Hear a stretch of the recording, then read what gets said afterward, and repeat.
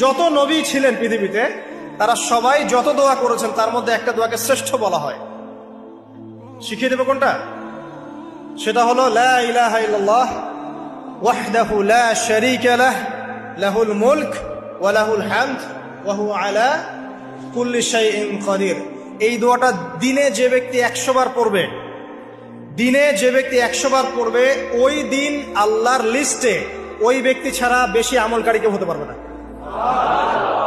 তবে সেই ব্যক্তি ব্যতীত যে এর চেয়ে বেশি পড়েছে, কেউ 200, 300, 500 পড়েছে, তখন সে বেশি র্যাঙ্কিংয়ে শীর্ষে চলে যাবে আর কি।